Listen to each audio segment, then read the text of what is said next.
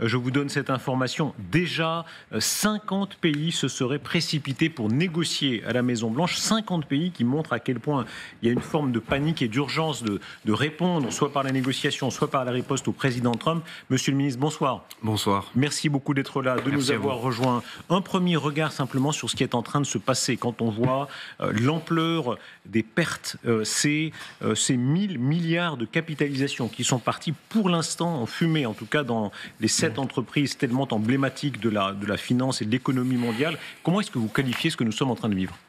Comme une erreur historique ? Une erreur historique de la part des États-Unis et de son président. Cette guerre commerciale, nous disons depuis des mois, depuis d'ailleurs la campagne même de Donald Trump. Cette guerre commerciale a des conséquences néfastes pour tout le monde, à commencer par les États-Unis. Et vous le voyez bien que ce sont d'abord les bourses américaines qui s'effondrent, mais cela a des répercussions bien sûr sur les bourses européennes, les bourses asiatiques, partout dans le monde. Ce qui se passe effectivement, c'est une dégradation mondiale de nos économies pour une raison qui est, et toutes les théories économiques le disent depuis très longtemps, pour une raison qui est infondée, qui est de considérer effectivement que par les droits de douane, il va arriver à protéger son pays au détriment des autres. C'est faux. Et d'ailleurs, les termes du débat, depuis plusieurs semaines, sont erronés. Un exemple tout simple. Les États-Unis considèrent que notre TVA, que tout le monde paye sur sa consommation, est un droit de douane et veut donc, par réciprocité, rééquilibrer les taxes sur la consommation comme si c'était des droits de douane. Je vous donne cet exemple parce que tout le monde le connaît et le comprend bien. Pour vous dire que ce n'est pas seulement une erreur historique d'un point de vue des résultats, mais aussi de la nature des débats que pour l'instant nous avons avec nos partenaires. Ça doit rester des partenaires américains. À combien évaluez-vous le danger pour la France, très précisément? Le Premier ministre dit ça porte sur 0,5% de PIB. C'est le chiffre que vous avez, que Bercy a pour l'instant établi. C'est énorme, évidemment, à l'échelle. On sait ce que c'est que les points de PIB en ce moment. Là, depuis quelques mois, on court après. C'est un problème majeur. On ne peut pas se raconter d'histoire. Le risque récessif existe. Il existe, encore une fois, surtout pour les Américains. On parle de 2 points de PIB pour les Américains, en conséquence. Moi, ce que je dis là, plutôt que d'essayer de faire des comptes anxiogènes, c'est qu'il n'est pas trop tard pour arrêter. Il n'est pas trop tard pour cesser cette folie tarifaire qui, effectivement, n'aura qu'une conséquence, la hausse des prix et le recul de nos croissances, donc de la récession. Est-ce qu'il n'y a pas un peu de méthode couée? Pardon, monsieur le ministre, je suis quand même frappé depuis le 31 mars maintenant, enfin depuis l'annonce des 2 avril. Des tarifs, le 2 avril. Le président de la République, le Premier ministre, vous à l'instant, vous dites surtout les Américains vont souffrir. Sans doute, mais ça c'est le problème des Américains. Ça c'est assez factuel, Darius Rochebin. Mais le problème de la France pour l'instant, il est là, il est dans ces 0,5%. Non mais si je dis ça, c'est parce que nous sommes dans un dialogue avec Donald Trump et son administration. C'est la Commission européenne, vous savez, qui a la compétence exclusive dans l'Union européenne pour avoir cette négociation avec l'Europe. Demain, je serai à Luxembourg pour un Conseil européen spécifique sur le commerce pour pouvoir avoir justement la position de tous nos États membres par rapport à cela. Si je dis que c'est d'abord les États-Unis qui vont pâtir de leurs propres décisions, c'est pas une méthode couée pour dire que ça ne nous touche pas. C'est pour démontrer que celui qui agresse commercialement va être celui qui va être le plus éclaboussé.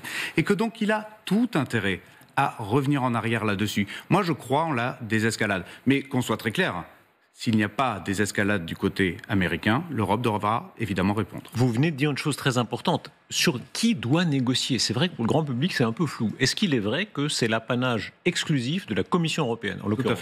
Tout à fait.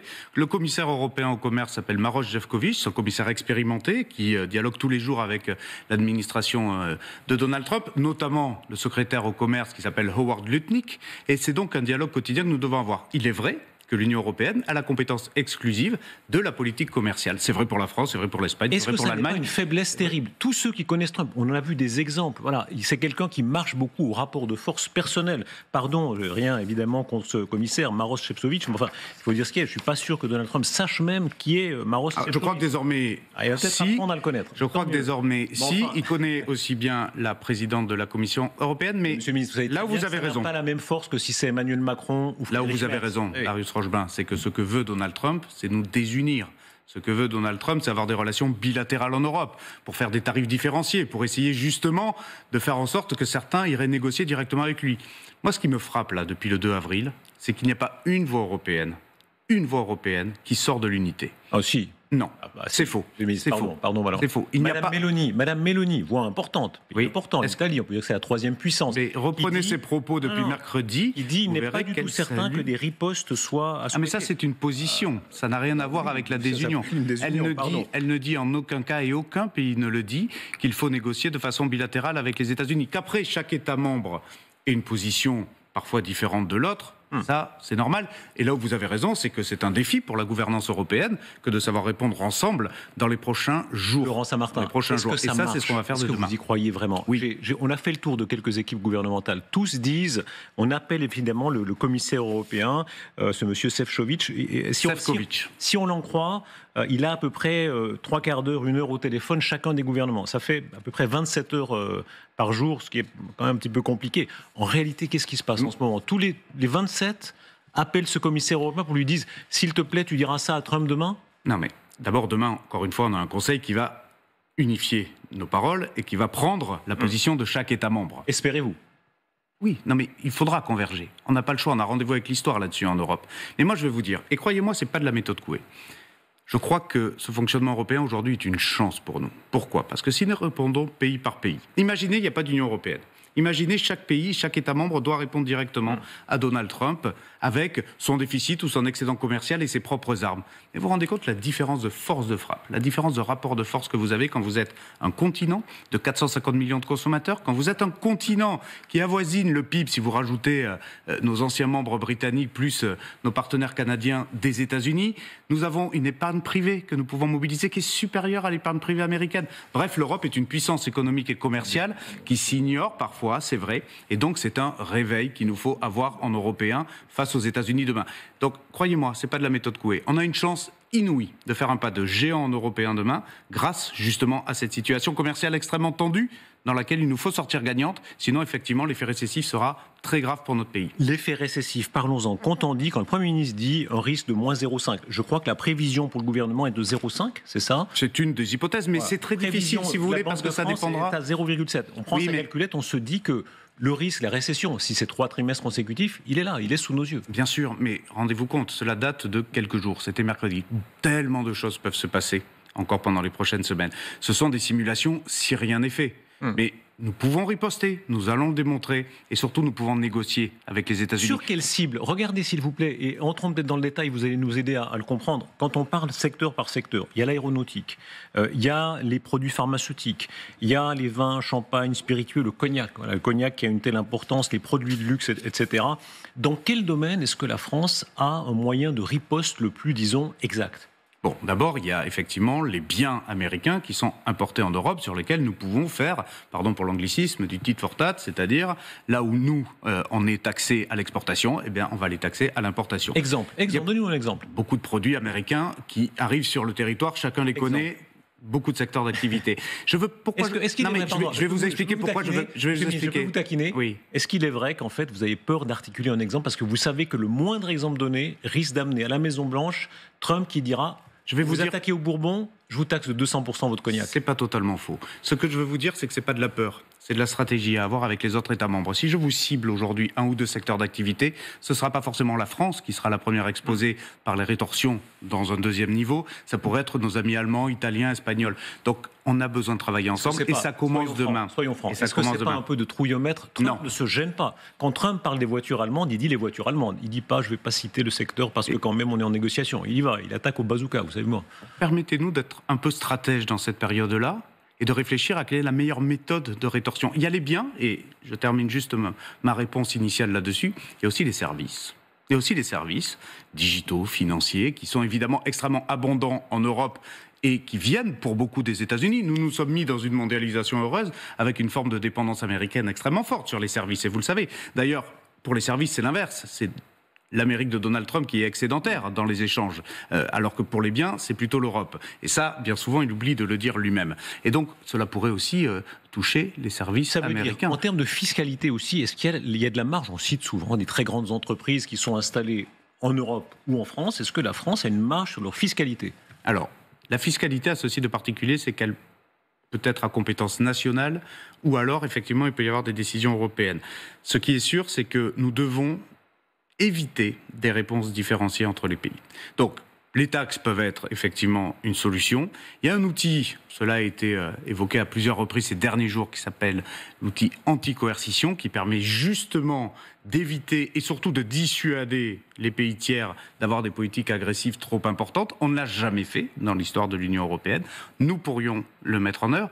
Moi, ce que je veux vous dire ce soir, c'est très simple. La position de la France demain au Conseil, ce sera qu'on ne doit rien s'interdire. Tout doit être mis sur la table. Pourquoi ? Un rapport de force avec Donald Trump, a fortiori, ne peut fonctionner que si vous démontrez que vous savez riposter de façon massive. Ça ne veut pas dire que vous le souhaitez, ça ne veut pas dire qu'à la fin il faut une escalade commerciale, ça veut juste dire que vous pouvez le faire, que vous savez le faire. Soyons précis, est-ce que vous pensez qu'on peut faire peur à Trump ? En tout cas, je crois que ça peut en dissuader beaucoup, y compris Donald Trump, de démontrer à quel point son économie est dépendante de l'Union européenne et à quel point son économie, effectivement, a besoin de ces échanges commerciaux. Et qu'une escalade commerciale serait extrêmement néfaste pour eux-mêmes. Mais enfin, regardez ce qui se passe depuis mercredi. Pour l'instant, c'était un tir seulement dans un sens. Et regardez déjà les réactions. J'ai vu que même Elon Musk, un de ses plus fervents partisans, cette fois-ci propose du libre-échange. Donc, tous les 2 jours, on a des positions complètement différentes. Moi, je crois qu'il faut remettre un peu de rationalité là-dedans. Expliquer que toujours l'échange libre est positif pour les croissances mutuelles des pays, pour l'emploi et pour l'industrialisation de nos 2 nations. Imposer des tarifs douaniers pour que les Français aillent d'abord investir aux États-Unis avant d'investir chez eux, c'est une chimère. Nous voulons plus d'investissements croisés, mais pas de cette manière-là. Pas par la menace tarifaire, pas par la menace douanière. Ça ne fonctionne pas, ça n'a jamais marché. Et d'ailleurs, le patronat américain, lui-même, est de plus en plus vocal à ce niveau-là. Un exemple extrêmement concret et très important, Airbus. L'avenir d'Airbus, qui a, n'est-ce pas, des usines à la fois en Europe, bien sûr, mais aussi aux États-Unis. C'est un secteur prospère, c'est vraiment un fleuron, évidemment, européen et français. Quel risque tout cela fait peser sur Airbus ? D'abord, pour être très franc, le risque, il est d'abord sur Boeing, vis-à-vis de ce qui se passe parce que Boeing a évidemment lui-même besoin d'une chaîne de valeur et d'approvisionnement extrêmement important de plusieurs pays du monde. Et donc, cela serait mauvais pour les 2 compagnies. Mais cela, évidemment, aurait des impacts aussi pour Airbus. C'est un secret pour personne. Et donc, nous voulons, encore une fois... Expliquez-nous de quel ordre. Cela réenchérirait, créerait effectivement un effet inflationniste et pourrait effectivement déstabiliser ce qu'on appelle les chaînes de valeur, pardon pour les termes techniques, mais cela pourrait créer des détournements de routes commerciales d'un certain nombre de produits, de sites d'installation dans le monde. Et donc, ce serait un déstabilisateur problématique pour notre industrie aéronautique, puisque c'est un fleuron de l'export, évidemment. À commencer par les États-Unis, mais pas que. C'est un fleuron de l'export tout court, et donc nous en avons besoin. Ça veut dire quoi ? Pardon d'insister, mais là, ça parle à tout le monde, parce que là, on est dans de l'ultra concret. Airbus, les avions, tout le monde... Ça veut dire quelle est la chaîne exacte qui fait que Airbus risque d'être impacté par ce qui se passe là ? La chaîne exacte, c'est que vous pouvez avoir du réenchérissement, effectivement, d'importation d'un certain nombre de produits, permettant justement l'assemblage de nos avions. Cela, évidemment, aurait le même impact pour Boeing, mais je vais vous dire le vrai problème à la fin. Oui, mais c'est très important. Regardez, parenthèse, parce que pour bien qu'on comprenne ce que vous dites, à quel point, on a pris l'exemple pour Boeing, et là, on n'a pas encore l'exemple pour Airbus, on va le trouver. À quel point, alors c'est un peu petit, mais on voit que dans un Boeing, mais pour Airbus, c'est à peu près la même chose, les pièces viennent du monde entier, en réalité. Bien sûr, donc, et c'est vrai pour les 2 compagnies. Mais je vais vous dire qui sera le grand gagnant de cette guerre commerciale entre Boeing et Airbus. Ce sont les Chinois. Ce sont les Chinois qui pourront effectivement arriver avec ce qu'on appelle des surcapacités industrielles, non seulement déverser leurs produits, mais en plus proposer un avion probablement moins cher que les autres. Et donc vous aurez un 3e géant mondial chinois, et c'est tout ce qu'on aura gagné entre Airbus et Boeing dans cette histoire-là. Ce sujet est au moins aussi important que cette guerre commerciale déclenchée par Donald Trump. Il n'y a pas que l'enjeu Europe-États-Unis qui est en train de se jouer. Ce qui se passe, c'est que les Chinois, vous l'avez vu, sont aussi très fortement impactés, 34% par les droits de douane américains. Ils ont riposté, même niveau, plus même d'autres mesures ad hoc. Qu'est-ce qui va se passer ? Les Chinois vont avoir besoin d'exporter leurs produits dans d'autres zones du monde, et ça va être d'abord sur l'Europe. Ça va fragiliser, effectivement, nos propres industries. Donc l'Europe va aussi, et ça sera à l'ordre du jour demain du Conseil, se défendre par rapport à l'importation de produits massifs asiatiques et notamment chinois, qui ne respectent pas notamment nos normes environnementales et un certain nombre de normes qui sont celles que l'on impose à nos propres industriels en Europe. Et donc vous voyez bien que ce n'est pas qu'un sujet de droits de douane figé, ça va déstabiliser tous les systèmes industriels mondiaux, et donc il faudra aussi que l'Europe sache se protéger. C'est un enjeu offensif, ça c'est la riposte, c'est aussi un enjeu défensif, mettre à nos propres frontières des barrières permettant de ne pas voir des surcapacités asiatiques arriver de façon trop abondante sur le continent européen. Le président de la République a appelé à une forme de patriotisme d'entreprise des grandes sociétés qui ont des investissements en cours ou à faire aux États-Unis. Est-ce que vous avez des réponses ? La presse, notamment le Figaro, a rapporté des propos de PDG un peu négatifs qui disaient en réalité, nous, on défend évidemment d'abord nos intérêts à nous. C'est assez légitime. Est-ce qu'ils vont suivre ? D'abord, on ne demande pas de cesser en soi de se projeter aux États-Unis. Et suspendre. On demande le temps que le dialogue avec les États-Unis prenne un petit peu de matière et qu'on ait de quoi riposter. C'est la partie bâton. Oui, c'est-à-dire qu'on doit être ensemble, en Européens, industriels et politiques, pour pouvoir dire aux États-Unis, ça ne va pas se passer exactement comme vous l'imaginez. C'est-à-dire que ce n'est pas vos tarifs douaniers et en réponse nos investissements. Ça va être vos tarifs douaniers et en réponse nos tarifs douaniers, et en attendant les investissements, on va attendre un petit peu et on va les décaler. Je crois que beaucoup de nos industriels peuvent très bien le comprendre. Ça ne veut pas dire qu'on ne souhaite pas des investissements français aux États-Unis. Vous savez, on a beaucoup... Il y a à peu près 750 000 emplois aux États-Unis qui dépendent de filiales françaises. Donc c'est une industrie, la France aux États-Unis, qui compte. Et on veut qu'elle continue à prospérer là-dessus. On veut qu'il y ait plus d'exports français aux États-Unis. On veut aussi qu'il y ait des Américains qui investissent plus en France. Donc on est dans une vision totalement opposée à Donald Trump là-dessus, d'un point de vue économique et commercial. Mais en attendant de se mettre d'accord, je crois qu'il serait effectivement assez sain que nos industriels français et européens sachent appuyer sur pause, pour mettre la pression ensemble, tout simplement. Est-ce que quelque chose vous interdit d'appeler directement, de traiter directement avec vos homologues aux États-Unis ? Pas du tout. Rien ne en même temps que ce que fait la Commission européenne. Bien sûr, rien ne l'interdit. D'ailleurs, j'ai moi-même un dialogue avec Howard Lutnick que j'ai avec Éric Lombard, le ministre de l'économie, régulièrement. Rien ne l'interdit. C'est juste. Ça veut dire quoi ? Vous lui parlez régulièrement au téléphone chaque jour ? Pas chaque jour, mais on se parle effectivement. On a des échanges sur comment est-ce qu'on comprend la situation chacun de notre côté. On n'est pas d'accord, je ne vais pas vous raconter l'histoire. Vous m'étonnez. On ne part pas de la même base de débat. Qu'est-ce que vous lui avez dit ? Allez, qu'est-ce que vous lui avez dit à Lutnick, à votre homologue, si on peut dire ? Ce que je répète quand même régulièrement, c'est que Howard Lutnick est un homme d'affaires, comme Donald Trump l'était. Ce ne sont pas des politiques historiques, ce sont des hommes d'affaires. Je partais du principe qu'ils comprenaient que les guerres tarifaires étaient d'abord mauvaises pour leur business.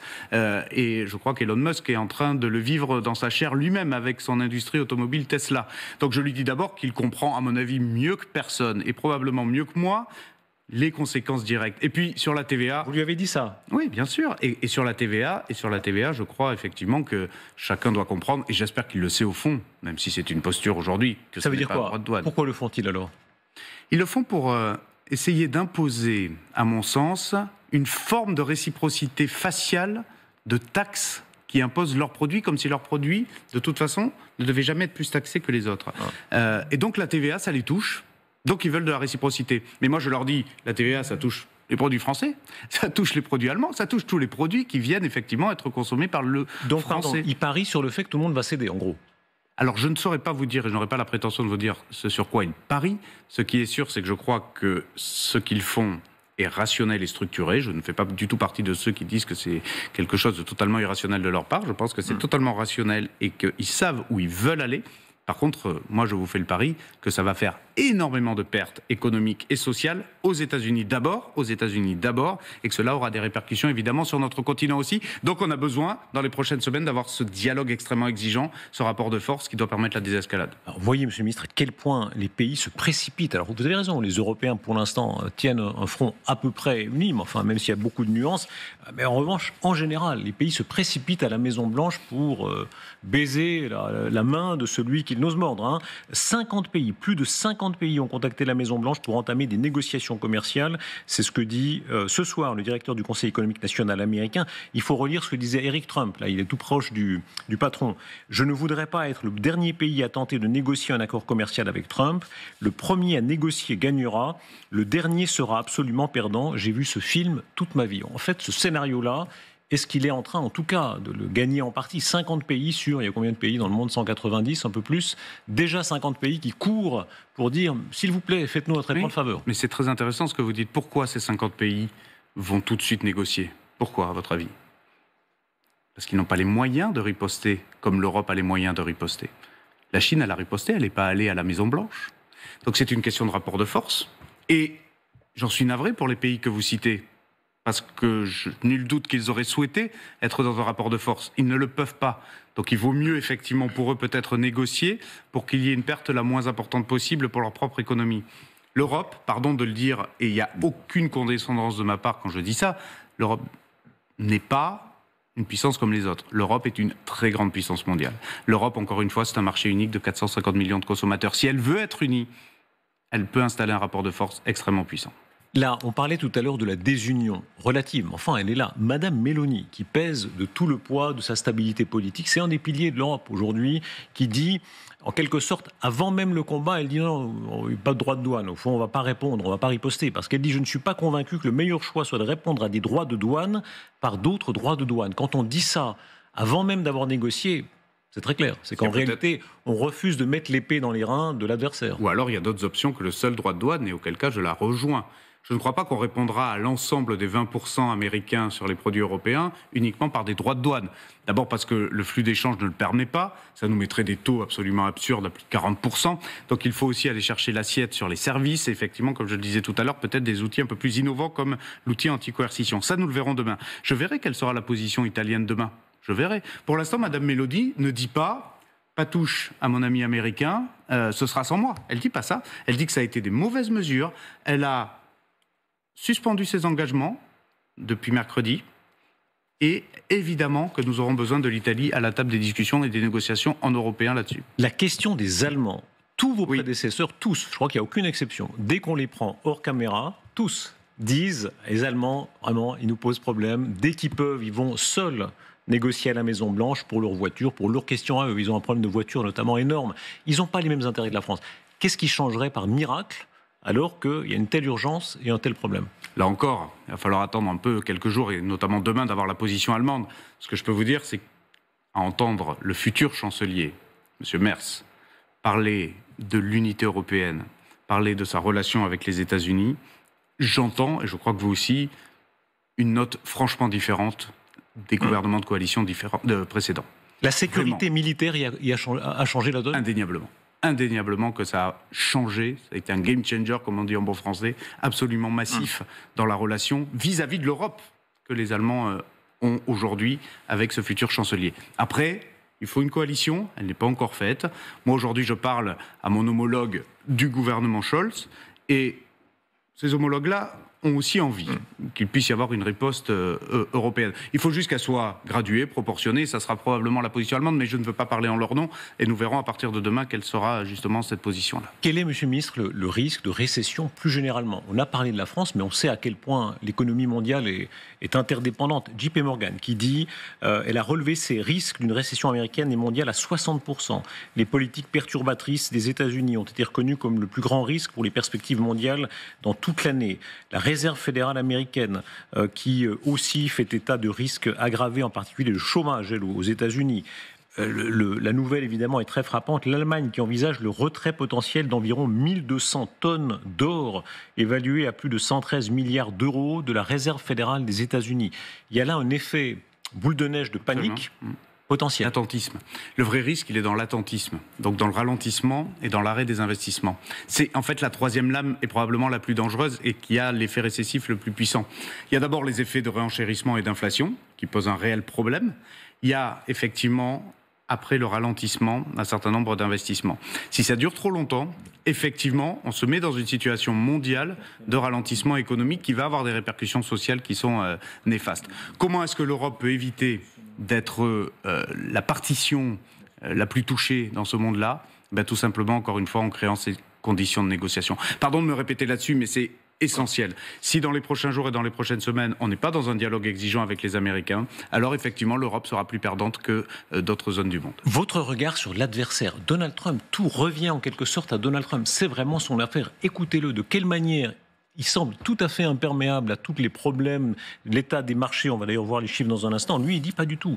Il assume absolument ce côté révolutionnaire, je renverse la table et je m'en fiche. Écoutez-le. Je pense que ça se passe très bien. C'était une opération comme lorsqu'on opère un patient et c'est quelque chose d'important. J'ai dit que c'était exactement comme ça que ça se passait. Nous avons 6 ou 7 milliards de dollars qui entrent dans notre pays et nous n'avons jamais rien vu de tel. Les marchés vont exploser, les actions vont exploser, le pays va exploser et le reste du monde veut voir s'il y a moyen de conclure un accord. Ce dont les gens ne parlent pas, c'est que nous avons atteint presque les 7 000 milliards de dollars d'investissement dans notre pays. Et vous allez voir ce que ça va donner. Notre pays va exploser. Laurent Saint-Martin, qu'est-ce qu'il cherche exactement? Il faut lire sa formule. Il associe les États-Unis d'Amérique à un malade. Il dit, moi, je lui donne un remède de cheval. Il a survécu. C'est un petit peu, je suis pas sûr que ça rassure les gens qui ont des fonds de pension aux États-Unis, mais enfin, il a survécu et il est en voie de guérison. Qu'est-ce qu'il cherche? D'abord, il renverse la table parce qu'il change de doctrine pour les États-Unis depuis des dizaines et des dizaines d'années, qui était fait effectivement une doctrine du libre-échange qui pouvait avoir pour conséquence américain un déficit commercial, mais par la puissance du dollar, c'était quelque chose effectivement qui était tout à fait soutenable. Lui change de notion. Il récupère théoriquement l'argent par les droits de douane, qui vont dans les caisses effectivement du Trésor public américain. Il appelle les investissements étrangers chez lui pour ne pas justement être taxé. Et donc c'est une réindustrialisation forcée, plus les droits de douane qui viennent effectivement alimenter ces comptes. Sauf que derrière, on a toujours démontré, parce que c'est pas nouveau, c'est pas la première fois qu'il y a des droits de douane dans l'histoire, on a toujours démontré que cet effet inflationniste et ce ralentissement dans les investissements que cela crée était bien plus néfaste et bien plus négatif que les quelques plus-values que vous pouvez avoir vis-à-vis des investissements. Je vais vous dire un truc très simple. Si ça marchait, cette théorie-là, ça se saurait. Si on était vraiment dans quelque chose de figé où il suffisait d'augmenter les droits de douane pour résoudre notre déficit public, je crois que la France l'aurait tenté à son tour.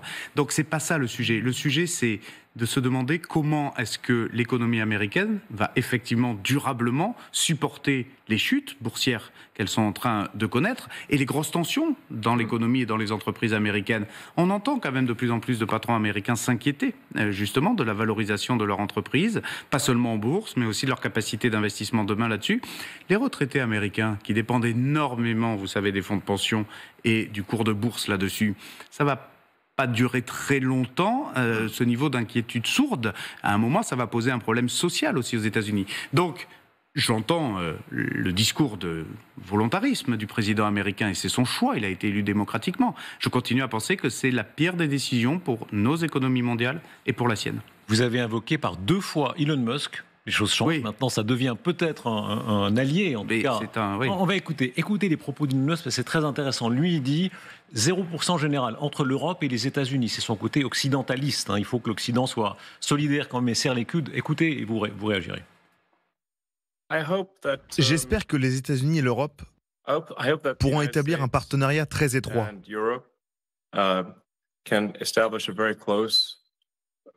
C'est évidemment le cas. Une alliance existe déjà. Mais j'espère qu'il pourra y avoir une relation très étroite avec l'Amérique et l'Europe. Et j'espère par exemple, concernant les droits de douane, qu'au final, il sera convenu que l'Europe et les États-Unis devraient idéalement évoluer vers une situation sans droits de douane. C'est donc bien ce que j'ai conseillé au président. Alors, ça paraît tellement inouï. Est-ce qu'il est en train de contredire Trump ou au fond, est-ce que c'est peut-être ce qu'ils visent tous, c'est-à-dire en réalité forcer tout le monde à entrer dans un nouveau monde dans ce sens-là? Mais enfin, la valorisation de Tesla a perdu tellement ces derniers jours que je pense que son dirigeant Elon Musk, qui est quand même quelqu'un d'assez rationnel, parfois assez génial dans tous les sens du terme, mais quand même assez rationnel quand on parle de business, comprend que pour sa propre industrie, ça va dans le mur. Et je pense que c'est un appel, effectivement, à la raison. Mais c'est pas le seul. Alors, on parle beaucoup d'Elon Musk parce qu'il est aussi, de fait, dans l'administration Trump, en tant que responsable de l'efficacité gouvernementale. Mais franchement, beaucoup d'autres patrons le disent. Pour l'instant, force est de constater que ce n'est pas suivi d'effet. Moi, je ne peux qu'encourager des personnalités aussi puissantes et importantes qu'Elon Musk et d'autres patrons américains à continuer à persuader le président américain de faire demi-tour. C'est jamais trop tard pour la prospérité de nos économies et pour nos emplois. Est-ce que tout ça, à la fin, on va ouvrir le débat des idées dans un instant avec Ferry Cohn-Bendit, est-ce que c'est en creux, un éloge du libéralisme. Pendant des années, on a discuté de la mondialisation, on a dit est-ce que c'est bien, pas bien, que tout circule pour l'écologie, pour la souveraineté, pour l'industrialisation. Et on voit aujourd'hui que Trump, en réalité, fait ce que souvent des milieux de gauche ont demandé, en quelque sorte. Le monde entier dit non, surtout pas. Il faut que ça continue à circuler dans tous les sens. Oui, c'est un peu plus complexe qu'un sujet droite-gauche, mais ce qui est sûr, c'est que le protectionnisme ne crée pas de prospérité économique. Ça, c'est sûr. Le libre-échange n'est pas quelque chose de simple. Le libre-échange peut parfois, effectivement, aussi avoir ses travers, et donc il faut le réguler. Mais le libre-échange est effectivement vecteur de croissance et d'emploi. Cela a été démontré quand même à plusieurs reprises. Laurent Saint-Martin, vous avez été socialiste avant d'être macronien, vous étiez socialiste. Voilà. Et les socialistes disaient quand même prudence, il faut etc. On a l'impression qu'aujourd'hui, tout le monde, en tout cas depuis 3 jours, est devenu libéral. Tant mieux peut-être. Non, d'abord j'ai toujours été social-libéral, et je pense effectivement que la liberté des échanges est bonne pour les économies et pour l'emploi en France, en Europe, aux États-Unis, partout dans le monde. Donc la solution, c'est aussi diversifier les échanges commerciaux et donc accélérer sur un certain nombre d'accords de libre commerce et de libre-échange avec d'autres zones du monde aussi.